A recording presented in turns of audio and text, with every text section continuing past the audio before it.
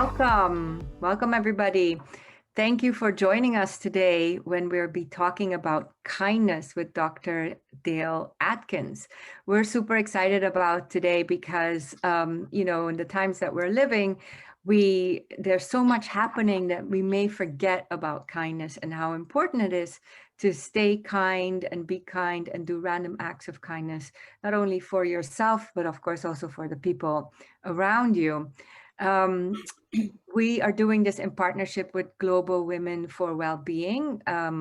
Unfortunately, our partner Mim Senft can't be here today, but we are thinking about her. And Dale, I'm going to let you quickly give a little bit of background about the 7 books you've read and all the experience that you have, and then we're going to go through a brief presentation and we'll open it up for questions. So as soon as anybody has a question, please feel free to write it in the chat. And this is, of course, all on the Better Spaces platform, where we host many of these kinds of webinars to help people improve their lives and their cultures. So Dale, I'll let you take it away.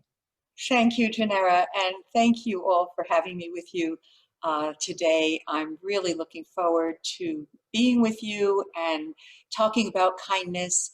And I came to working with kindness and the idea of kindness when my niece and I, Amanda Solzauer, wrote this book called The Kindness Advantage.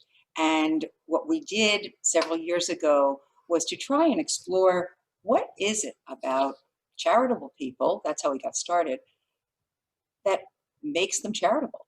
And we found out that these charitable people had a lot in common. And one of the things that they had in common was kindness. Kindness to themselves, kindness to others. And we really wanted to explore kindness. And we found out that kindness is really in all of us from very, very early. There are studies that show very young babies, months old, who show the underpinnings of empathy and compassion. And there's a lot of science now to support this. I'll talk about it a bit. So we explored how can we cultivate the kindness within to try and help our children be compassionate and kind people. And that kind of took off because the book has now been used in law firms, in investment banks, in businesses all over, in schools, with parents, and we've just been so delighted. So Amanda and I wrote this book, and as Janera said, this is my 7th book, and I generally write books about issues having to do with helping people have a more balanced life. So I've written about sibling relationships, I've written about parents as they get older, I've written about the spouses' relationships, partnership relationships of all sorts. And then one of the books I wrote was called Sanity Savers, Tips for Women to Live a Balanced Life. And I've enjoyed writing. I write books and I write articles, and I also have a psychological practice. But I really want to talk about kindness with you, so I'm just going to jump ahead. And you are all invited to visit my website. I try to keep it pretty active, and it's www.drdaleatkins.com. So I welcome you. And the title today, and Mim Senft and I have known each other for a very, very long time, and she's been very supportive of my work with kindness. And I think the title today is Take Care of Yourself with Kindness, the key to staying relevant, staying resistant. And it's interesting that I slipped with the word relevant, because right now we're in a moment when all we need to do is adapt. So how are we relevant to what's going on today?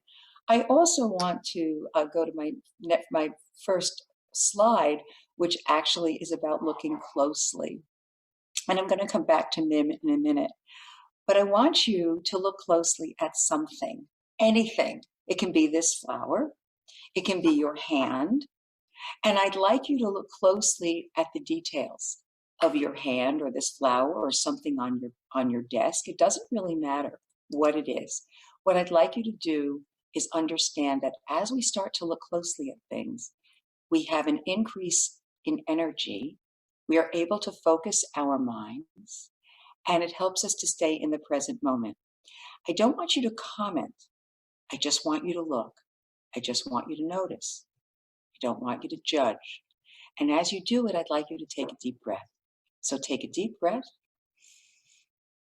and either look at the flower or something on your desk or your hand and just notice and take a breath and focus. And that little exercise is something that you can do throughout the day, any moment. When you're feeling overwhelmed or you're feeling that there's just too much going on, you can look, you can pause, and you can take a breath. And that actually is being kind to yourself.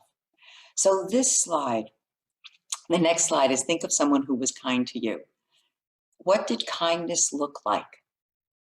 What did it feel like? Think of a time when you were kind to someone. And at this moment, I'd like us all to take a moment and take in a breath and send kindness to Mim. Because Mim lost her stepdad, as you may know, which is the reason she isn't here today. So maybe we can send her positive energy and healing light and just let her know in some way, energetically, that she's with us in our group. Because there will be no other time just like this moment. So we can feel people even when they're not with us. We can send them loving kindness. A loving kindness prayer or meditation generally goes something like this. May I be well. May I be healthy. May I be happy. May you be well. May you be healthy. May you be happy. And then you find people in your life, you extend your circle, and you bring them to mind, you take in a breath, and you extend loving kindness.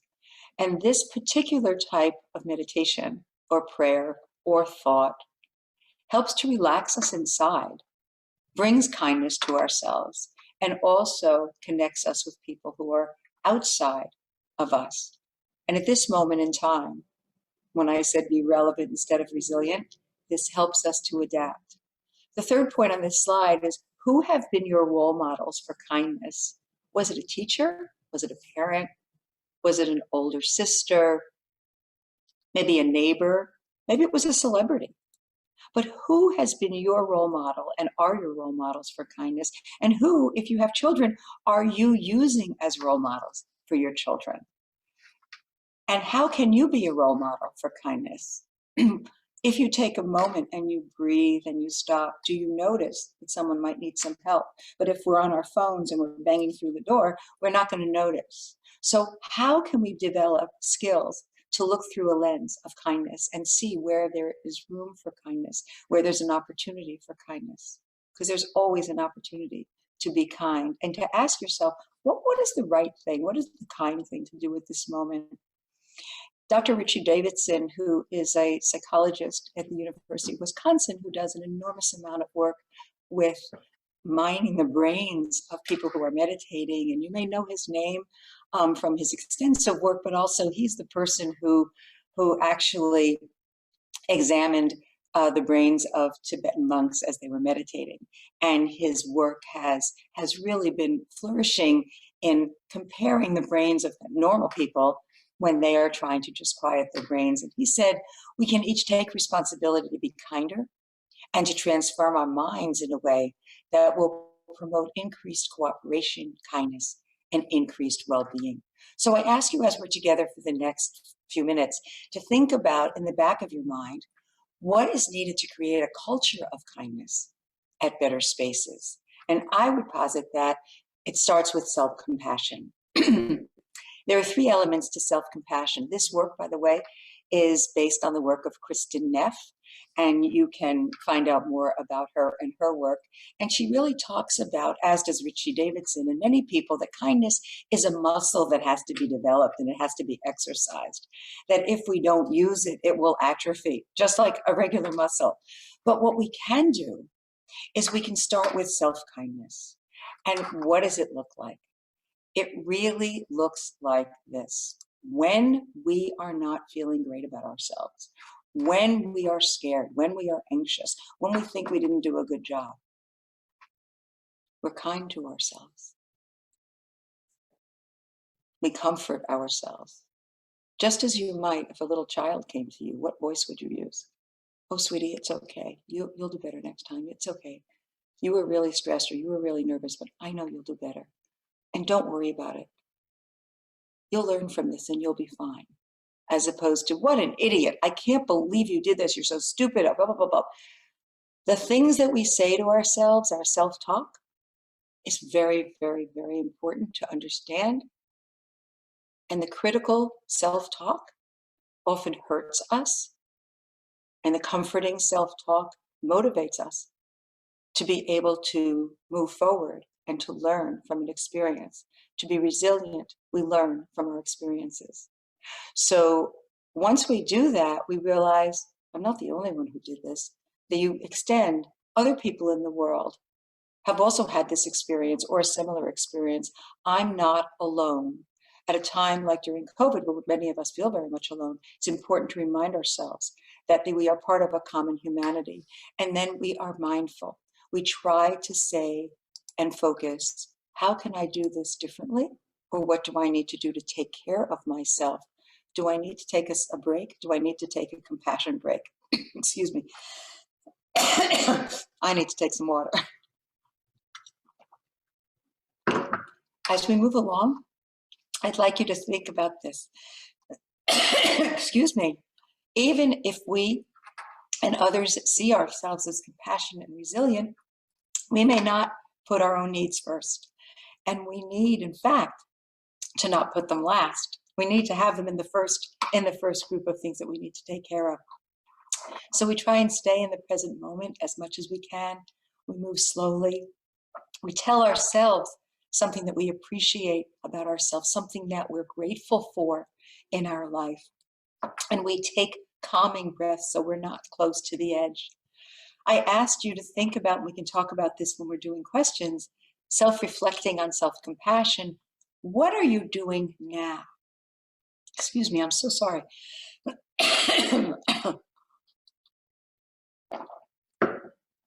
Think about what are the most stressful aspects of your life right now, and what do you do to lift your spirit and to get a break? And then how do you feel about what you do? Is it comforting? Is it healthy? Resilience and compassion are both needed for balance. So think about your stressors and then think about your protective factors. What do you do? Do you exercise? Do you eat well? Do you call a friend? Do you do kind acts? Are you able to volunteer even though you're on screen? What are the things that you do? Are you listening to the music you love? Are you looking at photos of times when you had fun?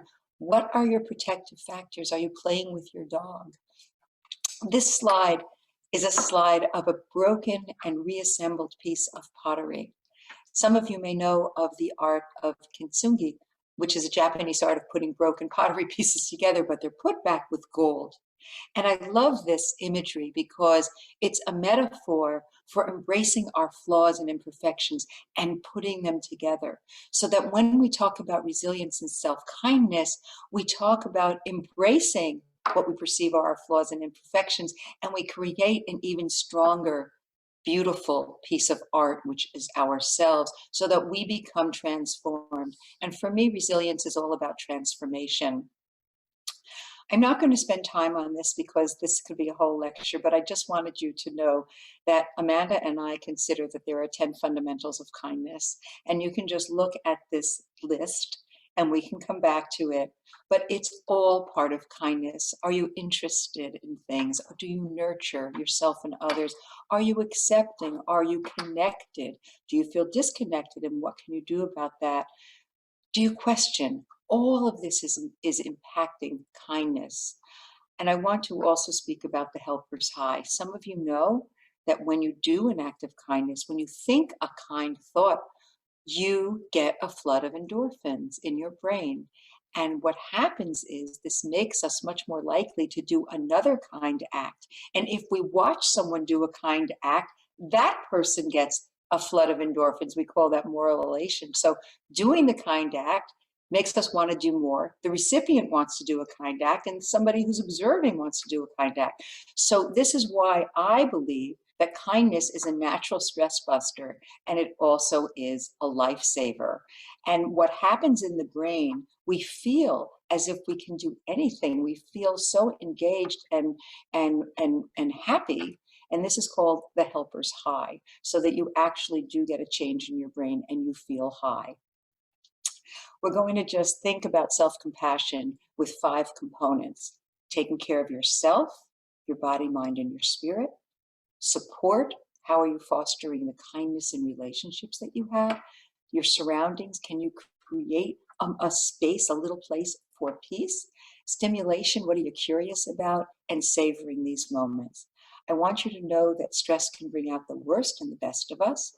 It can make us more caring, and kindness towards ourselves is very important. I'm going to keep this slide up, and then I'm going to open for questions with Janera, and we can go through some of these, and I leave them with you because I know I just wanted to use the first few minutes to ground ourselves. But please know that kindness is within us, and it is like a muscle, as is resilience. It can be learned.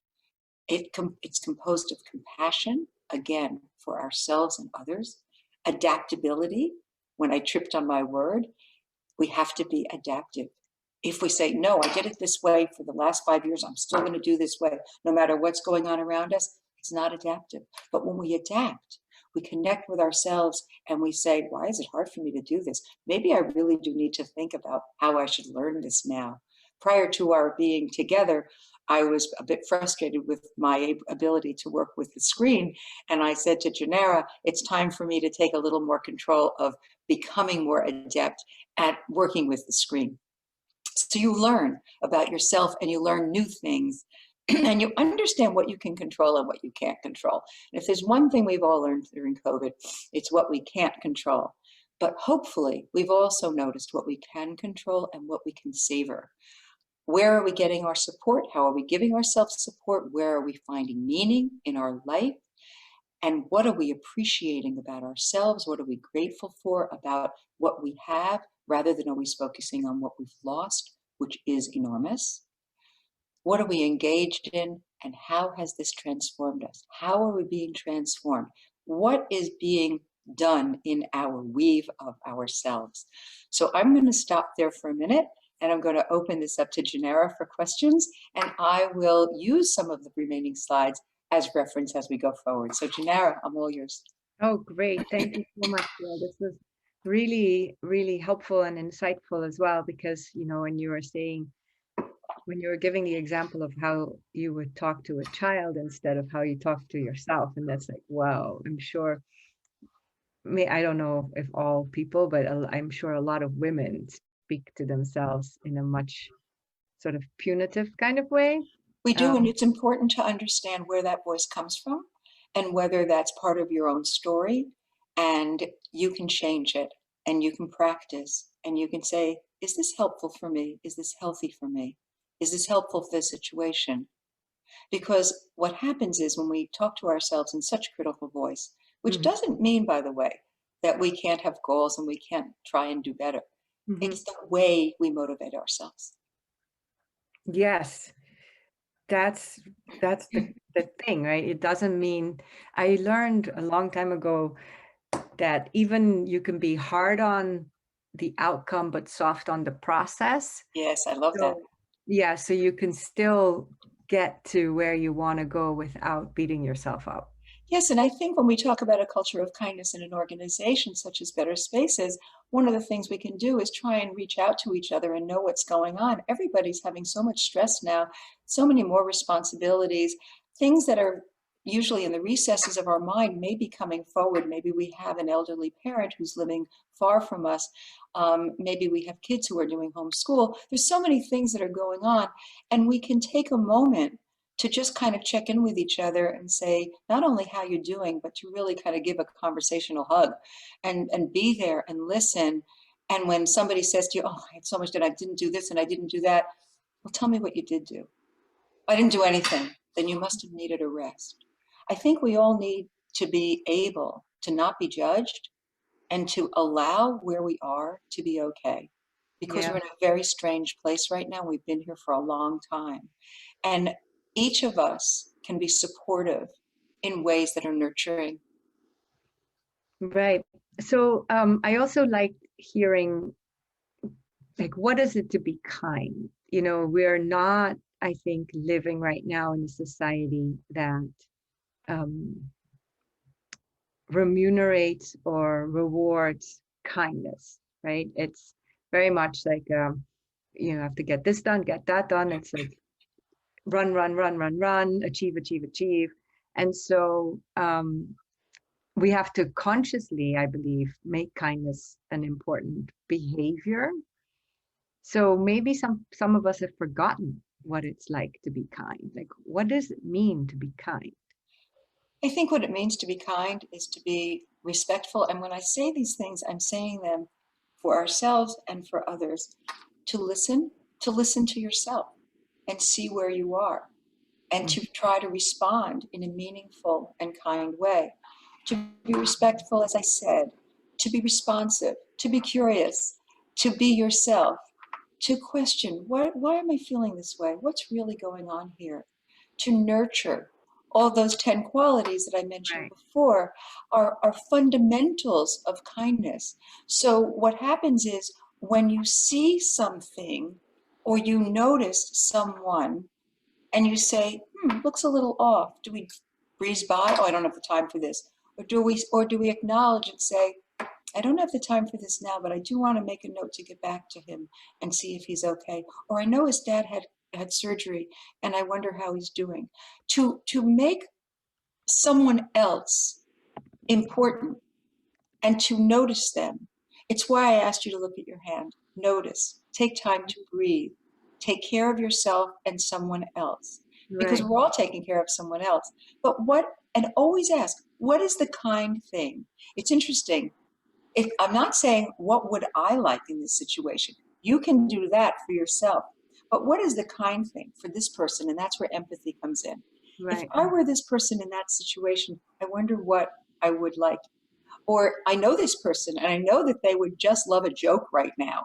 So I'm going to get a joke, or I'm going to send a funny little meme or something.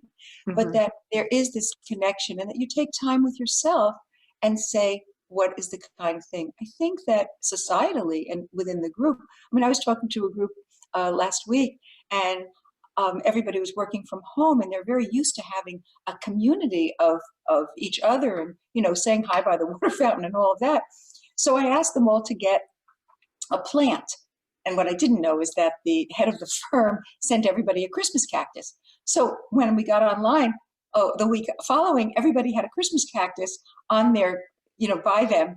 And they were looking at them. So there was something to nurture. There was something to look forward to. They were all sharing that. They were talking about it. And yet each person had something alive that was connected with nature. One of the Hmm. things that's really important is to nurture your spirit and to be able to listen to what it is you need to be in nature. So I'll stop there for the moment and ask, and I know you have something else that you wanted to ask. Yes, I have a question from Liza Lee. She loves the concept of a conversational hug. And what's the best way to balance giving and listening to others and taking in their stress with your own? Or Oh, are you wonderful. stating that by being kind and giving to others, you're being kind to yourself? It's a wonderful question. I'll be happy to send an article I wrote about conversational hugs if that might be useful. Oh, that would I'll, be I'll, great. Yes. I'll also share with you that when we bookend a particular situation, we do something like, let's say you're going to do something that is, it's going to be challenging. Listen to a piece of music or read a poem or play with your dog or look at a picture of a beautiful sunset before you begin the activity and immediately after. I also suggest that people do this with watching the news and going on social media, both of which I think people do way too much right now. Um, but I think what's important is to monitor yourself while you are listening. And the big, big thing is to understand when you can't take anymore, because everybody's kind of half full right now. So if you give it all, you're not going to have anything left for yourself. And you do have to keep your own reservoir filled. So you can say, I really want to know what's going on and I want to be here for you. Maybe we could have a couple of conversations and you can tell me something and I can think about it. And then if you want my thoughts about it, I'll be happy to share them. And maybe we can do this, in an hour or two or tomorrow, so that you understand and you're kind to yourself of what is reasonable And also, if someone's just kind of throwing out everything at you, say, you're really dealing with a lot. I'm overwhelmed for you. I can Mm. see how overwhelming this is. You don't have to fix it. So many of us feel we have to fix something for someone. Most people don't want to be fixed. They want to be heard. And I think that you then can write down what's going on within you. If you feel, oh my God, it's too much, write down. People who do well during times of stress and are kind to themselves usually keep some kind of a journal or Mhm. keep some kind of a record of things they're grateful for, of what they want to work on. And it's not critical, it's not judgmental. It's just writing, it's getting it out, or moving, playing music. So I like the concept of bookending, and a conversational hug is listening, looking, doing all the things that you would do in person, not being on your phone, not clicking here, not multitasking, being present. Again, look closely, listen closely, taste carefully, take Mm. those moments to be mindful. Yeah. Yeah, that is great. And then at the same time, do you was her second part of the question is like, are you stating that by being kind or giving to others, you're being kind to yourself? Not I am always, right? Mhm. Well, most people feel happier when they do an act of kindness. Their brain lights up in a certain area that Okay. gives them a flood of endorphins. So most people report that they feel happier. Now, if it gets to a point where you're overwhelmed, then you really have to back off. Or after you do what you're doing, take care of yourself immediately after. Maybe you take a long bath. Maybe you have a particular sleep ritual which you need, because we have to eat well, take care of ourselves, exercise, sleep well, take time to be in nature. And these can be just moments. These don't have to be, I'm checking out now and I'm going away for 3 weeks. Okay. It's how can I be aware when I'm putting cream on my hands and be in this moment as opposed to sloshing it on and looking at something else? When I take a drink of water, can I feel it within me? These moments of kindness really build up, and they say, I'm taking care of me so I can take care of you. And you can also say, I know what you need and I'm unable to give it to you right now, but this is what I can offer. And be honest. One of the things about kindness is be yourself. So be yourself at this moment. 2 months Mhm. ago, I might have been able to do something else. Pre COVID, I might have been able to be there in a flash, but I can't. But Mhm. this is what I think I can do now. How does that work for you? Well, it's okay. Is it better than nothing? And I'm big on better than nothing. I'm really big on good enough.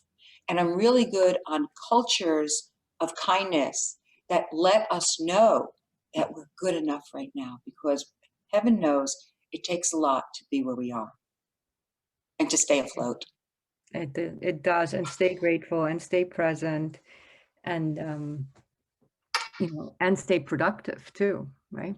Well, yes. So that brings us into a whole other story, which is, how are we managing and how are we measuring our productivity?